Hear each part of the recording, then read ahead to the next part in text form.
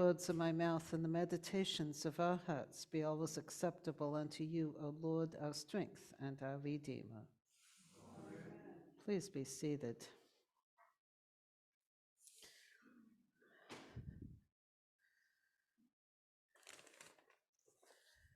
Our Old Testament reading today it's about Elijah and Elisha. Now, you probably remember Elijah was a great prophet of Israel. He confronted the priests of Baal. He heard the voice of God, the still small voice of God after the wind and the whirlwind. He healed.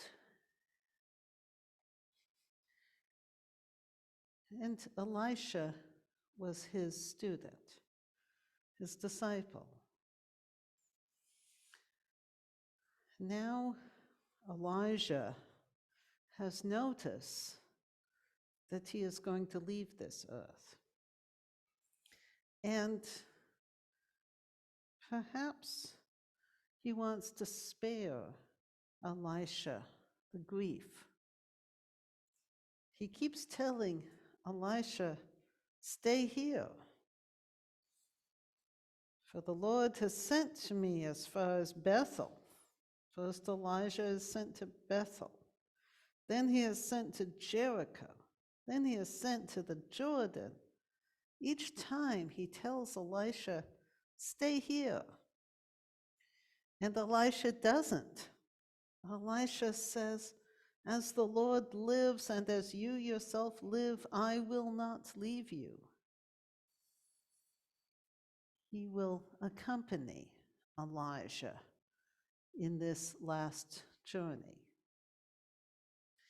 And then you have the sort of Greek chorus of the prophets saying, do you know that today the Lord will take your master away from you?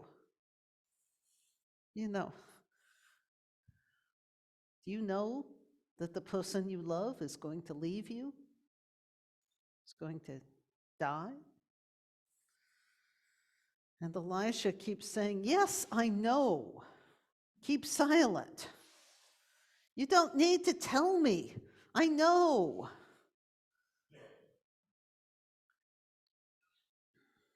Elisha obviously loves Elijah.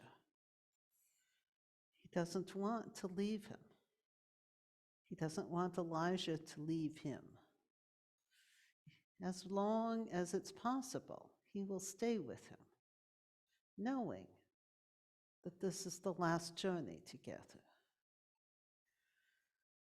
And Elijah, I think, loves Elisha. When Elijah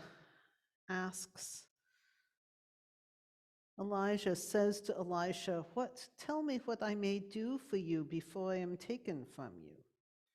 And Elisha said, please let me inherit a double share of your spirit. Now, the double share is what the eldest son inherited under Jewish law. So it's not like Elisha is asking to be twice the prophet that Elisha was. He's asking to be treated as his eldest son, to inherit the eldest son's portion of the Spirit. And I'm sure Elisha would have loved to be able to grant that request, but it's not up to him. It's up to God. Elijah says, you have asked a hard thing, yet if you see me as I am being taken from you, it will be granted you. It's up to God. This is how you tell whether God is granting your request.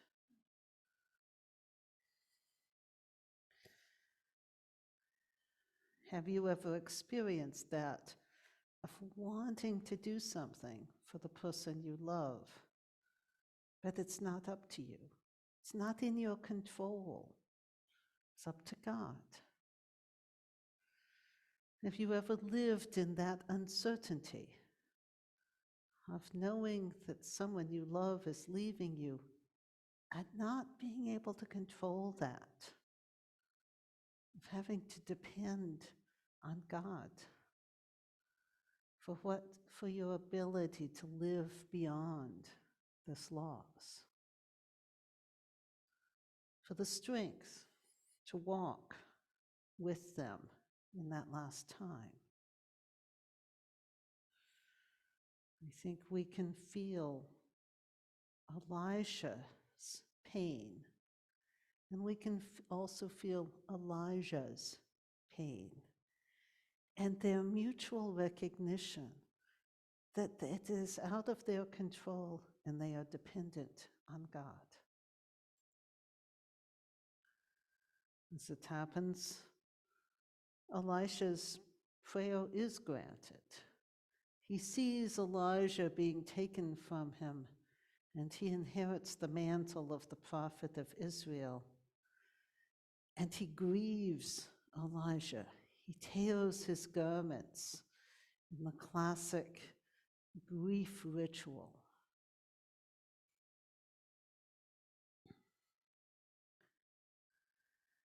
We pair this in our readings, in our lectionary, with the story of the Transfiguration, when Jesus and a couple of his dear disciples are together on the mountain. That Jesus took with him Peter and James and John and led them up a high mountain apart from themselves. This is a pivotal point in the gospel where the focus turns from Jesus's ministry in Galilee to his journey to Jerusalem. Jesus knows that he is going to Jerusalem, and he appears to know that he is going to die there. His disciples don't know this yet. When he tells them, they're not going to believe it. But they have this mountaintop moment where Peter and James and John get a glimpse of Jesus' true nature as the Son of God. And, we don't really know what the meaning of Peter's statement of, "Rabbi, it is good for us to be here. Let us make 3 dwellings, one for you, one for Moses, and one for Elijah." No, it's customary for us Christian preachers to see this as Peter wanting to fix this moment, wanting it to not be just a fleeting experience, but wanting to make houses where it'll stay.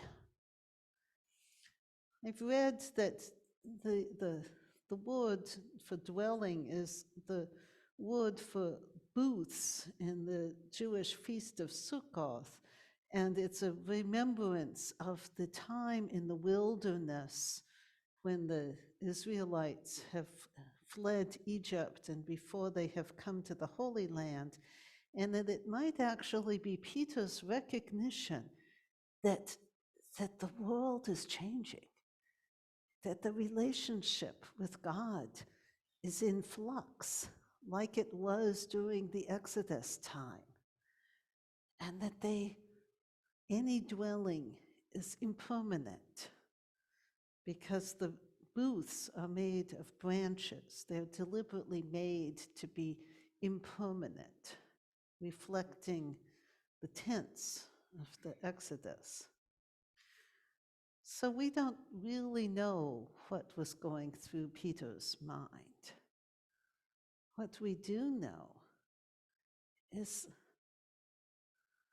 that God's message to them is, "This is my son the beloved, listen to him. Don't think you're in charge here. Don't think you can control things by building things. Just listen to Jesus. Jesus is going to take them on a journey of sorrow. A journey of sorrow that then is transfigured into joy and the Holy Spirit's presence at Pentecost and then the resurrection. They're not in control. Even Jesus isn't in control.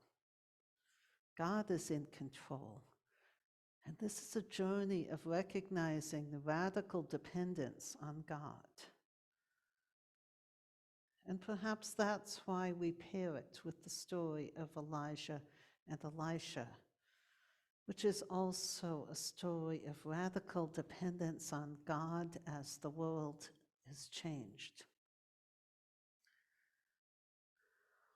And on the love that binds Elijah and Elisha together, that binds Jesus and Peter and James and John together, the love that binds God and Jesus together, the love that stays constant through the times of peril, the times of loss, the dependence on God when we don't know where we're going, when we don't know what will happen next, when we realize that it is not in our control, but we also realize the love and encompassing grace of God that will sustain us, whatever happens next.